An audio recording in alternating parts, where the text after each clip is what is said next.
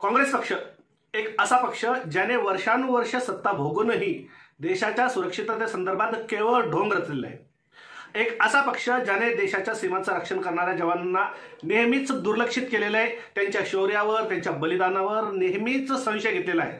2016 मध्ये ज्यावेळेस मोदी सरकारला बाजूला राहू द्या, ज्यावेळेस सैन्याने पीओके मध्ये शिरून सर्जिकल स्ट्राईक केली, तर याच सर्जिकल स्ट्राईकचे पुरावे मागणाऱ्यात सगळ्यात पुढे काँग्रेस पक्ष होता। यानंतर सैन्यातर्फे एअर स्ट्राईक करण्यात आली होती आणि ह्या एअर स्ट्राईकचेही पुरावे काँग्रेस पक्ष आणि त्याचे नेते मागत होते। स्वतःच्या राजकीय पोळी भाजण्यासाठी लष्कराच्या धाडसावर प्रश्नचिन्ह लावणाऱ्या या काँग्रेस पक्षाने आता एक नवीन दावा केलेला आहे। ते म्हणतात त्यांनी 2004 ते 2014च्या दरम्यान 6 वेळा सर्जिकल स्ट्राईक्स केल्या। मग प्रश्न असा आहे की त्यांनी एवढं मोठं सैनिकी ऑपरेशन केलं, एकदा नाही दोनदा नाही तर 6 वेळा केलं, पण त्यावर एकदाही अधिकृत घोषणा का नाही? देशाला त्याची माहिती का देण्यात आली नाही? पाकिस्तानने यावर कोणतीही प्रतिक्रिया का दिली नाही? सगळ्यात महत्त्वाचं म्हणजे जगभरातील मीडिया हाऊसेस, न्यूज एजन्सीज आणि गुप्तचर संस्था ज्यांचे सॅटेलाइट्स उपग्रह फिरतात, यांनाही आतापर्यंत याची बातमी का नाही, किंवा त्यांच्यातर्फे एखादी अशी बातमी का नाही की भारताने या काळात एखादी स्ट्राईक केली असेल? ही केवळ सत्तेसाठी चाललेली आता ज्या पुढील येणाऱ्या निवडणुका आहेत, बिहारमधल्या निवडणुका आहे आणि आणखीन पुढे मागे ज्या छोट्या मोठ्या निवडणुका आहे, त्यांना समोर ठेवून रचण्यात आलेली एक खोटी कथा आहे।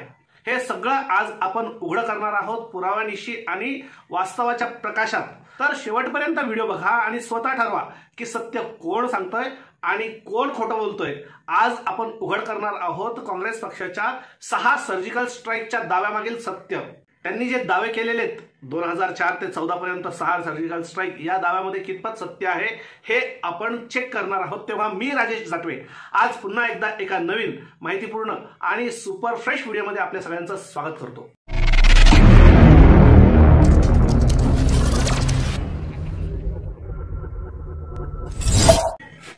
तर काँग्रेस पक्षाचा दावा काय आहे?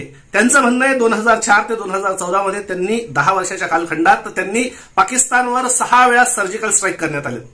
त्यांचं त्यांनी डिटेल पण दिलेलं आहे। 2008 मध्ये, 9 मध्ये, 11 मध्ये, 13 मध्ये, 13 मध्ये दोनदा, 14 मध्ये एकदा, असे त्यांनी पूंछ, केल, एलओसी, सिंधरा आणि आसपासचा इलाका, केरन सेक्टर आणि उरी सेक्टर मध्ये त्यांनी या कारवाई केल्या। कारवायामध्ये त्यांनी जम्मू काश्मीरमधील नियंत्रण रेषेवर कारवाई केली, दहशतवाद्यांवर लक्षवेधी कारवाई केली, मोठ्या प्रमाणात सैनिकी हालचाल केली, पाकिस्तानी पोस्टवर आक्रमण केलं। 2013 मध्ये 5 दिवसीय लष्करी ऑपरेशन केलं आणि 2014 मध्ये उरी सेक्टरमध्ये घुसखोरीवर त्यांनी प्रतिकार केला। आता या गोष्टींना त्यांनी सर्जिकल स्ट्राईक्सचं नाव दिलेलं आहे। पण आता आपण समजून घेऊया की सर्जिकल स्ट्राईक म्हणजे नेमकं काय।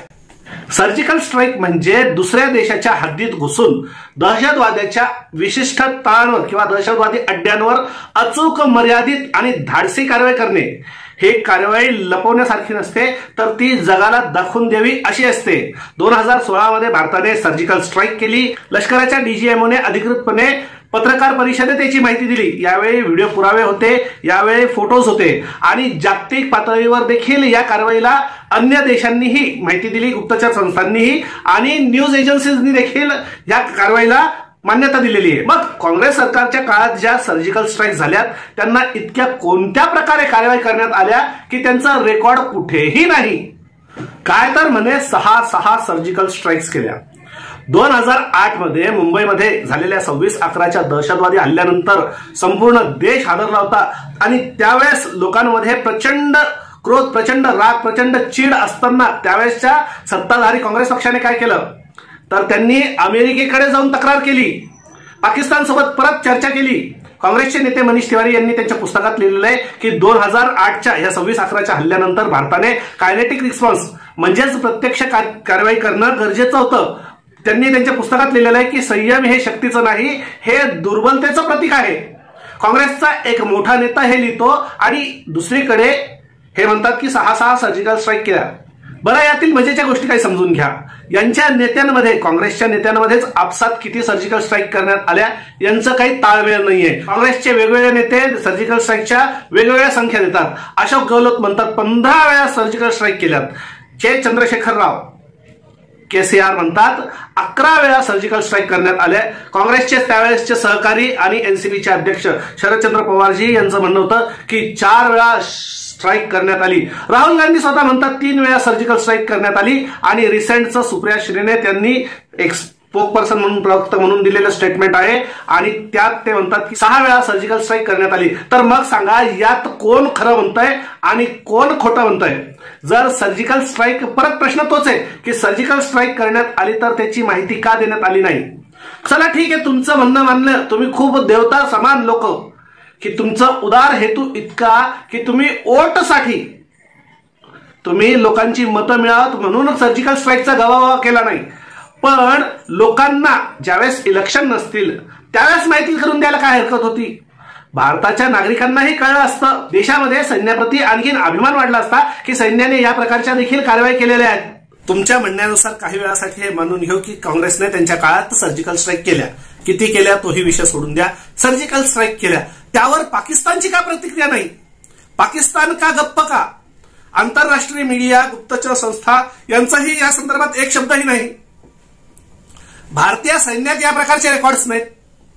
असतील तर तुम्ही लोकांसमोर ते साबित करायला सांगा. किंवा एक सिंपल लाईन, एक सगळ्यात सोपं काम, भारतीय सैन्याकडून अधिकृतरित्या जाहीर करून टाका की हो, आम्ही 2004 ते 2014च्या काळात सर्जिकल स्ट्राईक केलेले आहेत. आम्ही भारतीय सैन्यावर विश्वास ठेवून तुमचं म्हणणं मानून घेऊ. आम्हाला सैन्यावर पूर्ण विश्वास आहे. सैन्यातर्फे आलेले जे स्टेटमेंट असतील ते आम्हाला पुराव्या समान आहेत. तर बिलकुल मानायला न मानायला काही हरकत नाही. जर सर्जिकल स्ट्राईक खरंच झाले असतील तर आपण मानायला काही प्रॉब्लेम नाहीये. पण अशा प्रकारचं कोणतंही स्टेटमेंट नाही. आता काही लोकांकडून स्टेटमेंट्स येत आहेत, पण ही लोक कोणती आहेत? ज्यांनी 71च्या युद्धात भाग घेतलेला आहे आणि ते म्हणतात आम्ही पाकिस्तानमध्ये जाऊन मारलं होतं. सर, तुमचं म्हणणं बरोबर आहे, सैन्य गेलं होतं 71च्या युद्धात मध्ये गेलं होतं आणि नंतरही गेलं असेल. पण नेमकं रिसेंटच्या काळाचं आपण बोलतोय. पाकिस्तानी सैनिक भारताच्या एका सैनिकाला उचलून नेतात, त्याचं मुंडकं कापून, त्याचं मुंडकं ठेवून घेतात आणि शरीर भारताच्या हद्दीत टाकून जातात. आणि त्यावेळेस भारतातर्फे कोणताही रिस्पॉन्स दिला जात नाही. भारतामध्ये इतके मोठे आतापर्यंत आतंकी हल्ले झाले, आतंकवादी हल्ले झाले. भारताचा रिस्पॉन्स काय? तर भारतीय राजकारण्यांतर्फे डोजियर पाठवण्यापेक्षा जास्त कोणतंही काम करण्यात आलं नाही. मग असा जर तुमचा इतिहास असेल, अशी जर तुमची हिस्ट्री असेल, तर तुमच्या म्हणण्यावर कोण विश्वास ठेवेल? खरे तर समोर आलेल्या निवडणुकांना नजरेसमोर ठेवून काँग्रेस पक्षांनी हा दावा केलेला आहे. स्वतःचं राजकीय अस्तित्व वाचवण्यासाठी हा केविलवाणा प्रकार आहे. सर्वात शेवटी मित्रांनो इतकं सांगतो की सत्य समजून घेणं हे आपलं कर्तव्य आहे. काँग्रेसच्या काळात झाले असेल तर आपण त्याचंही स्वागत करायला, त्यांचंही अभिनंदन करायला काही हरकत नाही. आम्ही कोत्या मनाचे अजिबात नाही. पण ज्यावेळेस तुम्ही खोटं बोलाल तर आम्ही असे व्हिडिओ तयार करू. आणि मित्रांनो, आपल्याला काय वाटतं? आपण जे बघतायत, आपल्याला काय वाटतं की हे जे दावे करण्यात येत आहे अशा प्रकारच्या सर्जिकल स्ट्राईक झाल्यात का? झाल्या असतील तर त्या आतापर्यंत जगासमोर का नाही? सैन्यामध्ये त्याचं रेकॉर्ड का नाही? आंतरराष्ट्रीय न्यूज चॅनल्स, आंतरराष्ट्रीय गुप्तचर संस्था, वेगवेगळ्या राष्ट्रांचे उपग्रह काय शांत बसलेले होते का? त्यांच्याकडेही कोणत्याही प्रकारची खबर नाही. हे इतकं कसं शांततेने, इतकं कसं चुपचाप झालेली सर्जिकल स्ट्राईक होती हे किमान मला तरी कळत नाही. आपल्याला कळत असेल तर तुमचं मत खाली कमेंटमध्ये लिहा. चॅनलवर नवीन असाल तर प्लीज सबस्क्राईब करा. आपल्याला जर शक्य असेल तर प्लीज चॅनलची मेंबरशिप घ्या. चॅनलला तुमच्या सपोर्टची खूप गरज आहे. या व्हिडिओमध्ये इतकेच. आता आपण भेटूया अशाच एखाद्या आणखीन माहितीपूर्ण व्हिडिओ. तोपर्यंत ह्या व्हिडिओला शेअर करत राहा. वंदे मातरम. जय हिंद. भारत माता की